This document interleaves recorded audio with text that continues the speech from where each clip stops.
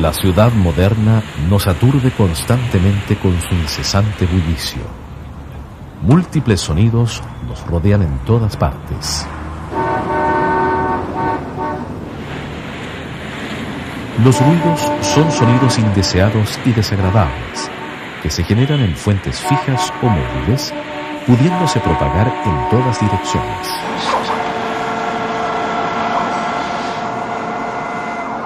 Millones de personas en el mundo conviven con el ruido.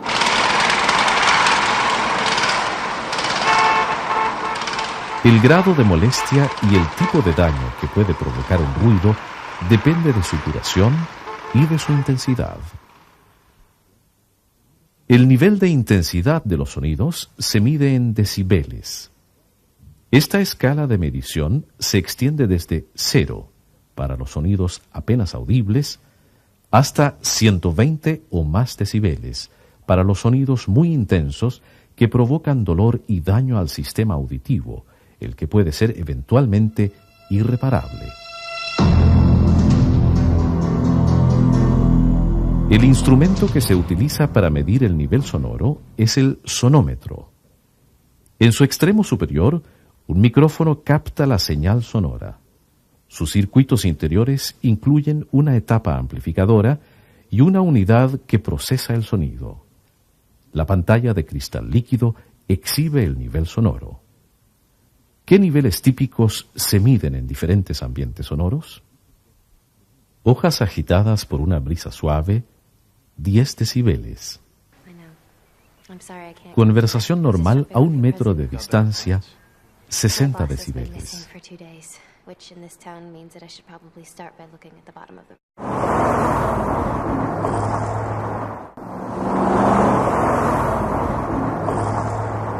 Tráfico urbano, 80 decibeles. Una discoteca o un personal stereo, 100 decibeles. Concierto rock, 110 decibeles.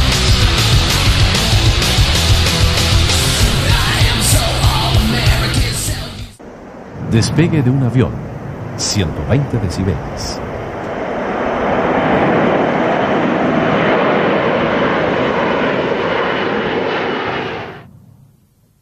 ¿Cuánto puede resistir el oído? Las ondas sonoras penetran al oído a través del canal auditivo, de casi 3 centímetros de longitud. Este canal termina en el tímpano, una delicada membrana que comunica con el oído medio. En el oído medio se aloja un sistema de palancas formado por 3 pequeñísimos huesos articulados entre sí: martillo, yunque y estribo. Estos huesecillos son los más pequeños del cuerpo. El mango del martillo está unido al tímpano. En el otro extremo, la base del estribo se apoya en la ventana oval que corresponde a la entrada al oído interno. Protegido por el hueso temporal, el más duro del cuerpo, se encuentra el oído interno. Aquí se hallan los 3 conductos semicirculares, los cuales controlan el sentido del equilibrio, y la cóclea o caracol, donde tiene lugar el proceso principal de la audición. La cóclea consiste en un sistema de laberintos en forma de espiral. Está dividida, en su mayor parte, por 3 canales que contienen líquido: perilinfa, en los canales exteriores, y endolinfa, en el canal central. Un corte transversal de la cóclea revela su compleja estructura interior. Se distinguen las rampas o canales que recorren su interior, los canales vestibular y timpánico, y entre ellos el canal coclear. Están separados por la membrana vestibular o de Reissner y la membrana basilar. La membrana basilar sostiene al órgano de Corti. Aquí se encuentran unas 15.000 células ciliadas sensoriales en cada oído. Cuando el estribo presiona el oído interno a través de la ventana oval, se generan movimientos ondulatorios en las membranas inferior y superior que soportan al órgano de Corti. Este movimiento activa a las células ciliadas. En el extremo superior de las células ciliadas emergen apretados haces de cilios microscópicos. Extremadamente sensibles, estos cilios captan los pequeños movimientos de las células, movimientos incluso casi comparables al tamaño de algunos átomos. Cada penacho ciliar está compuesto por unas cuantas decenas de finísimos cilios. Aquí se observa un haz ciliar en posición de equilibrio, con forma de cono oblicuo y vértice truncado. Cuando el penacho ciliar se aparta de su posición de equilibrio, como consecuencia de los movimientos de la célula, se genera una señal eléctrica en el extremo inferior de la célula ciliada. Esta señal eléctrica se transmite hacia el cerebro por la fibra nerviosa aferente. De este modo, la célula ciliada actúa como un transductor que convierte un estímulo mecánico en una señal eléctrica hacia el cerebro.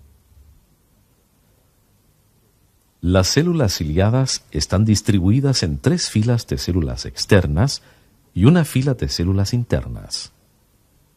En esta imagen, captada a través de un microscopio electrónico, se observa en la parte superior una nítida fila de células ciliadas internas y abajo las 3 filas de células ciliadas externas. ¿Cómo afecta el ruido a estas células?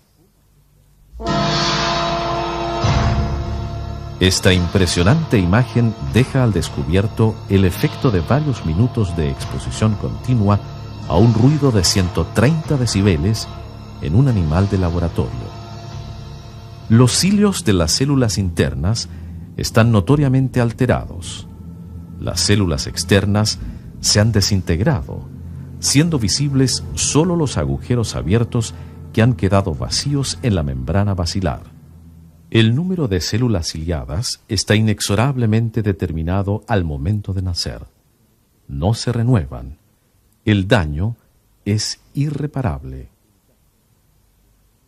Un oído normal puede captar sonidos de frecuencias comprendidas entre unos 20 y 20.000 Hz. Las frecuencias menores corresponden a los sonidos graves y las frecuencias mayores a los sonidos agudos. Las pérdidas auditivas se evalúan por medio de audiometrías. Se hace oír al paciente sonidos de distintas frecuencias. Se compara el nivel sonoro mínimo que puede captar la persona respecto a un oyente normal para cada frecuencia.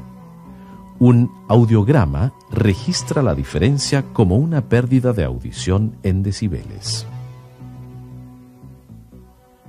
La presbiacusia constituye la pérdida natural de la audición que afecta, sin excepción, a todas las personas. Se origina en un déficit de oxígeno en las células del oído interno. Como ilustra este gráfico, la pérdida es mayor para los sonidos más agudos y se acentúa con la edad. La exposición al ruido industrial afecta gravemente la audición. En este audiograma típico se registra la pérdida que experimentan los operarios según el tiempo de exposición al ruido. La curva superior representa la pérdida cuando la exposición ha sido menor a 1 año. La inferior corresponde a una exposición al ruido durante 35 a 39 años. El daño aumenta notablemente con el tiempo de exposición. El ruido, cualquiera sea su origen, no solo afecta el sentido de la audición, provoca diversos trastornos fisiológicos, perturba la calidad del sueño y altera el equilibrio psicológico.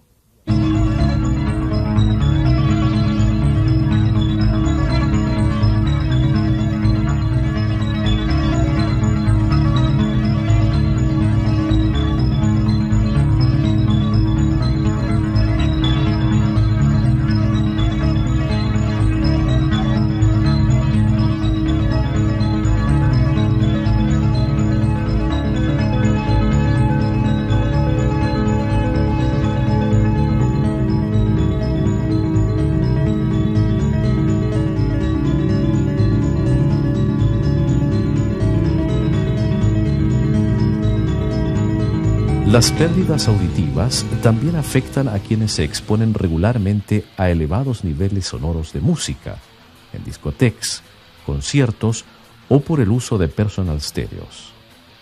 Tales pérdidas auditivas ya han sido detectadas en porcentajes significativos de adolescentes y jóvenes en países europeos. No hay datos estadísticos para nuestro país aún. La legislación nacional impone un límite a los niveles sonoros máximos permitidos de ruidos molestos, según zona y horario.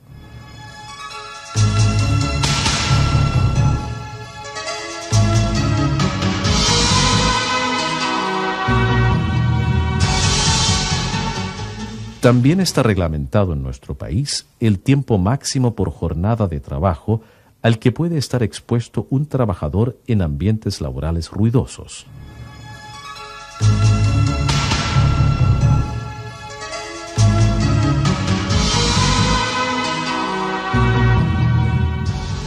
El ruido constituye un factor ambiental estresante al que están expuestas millones de personas en todo el mundo. Puede provocar alteraciones irreparables de la audición, como también otras múltiples afecciones de la salud física y mental.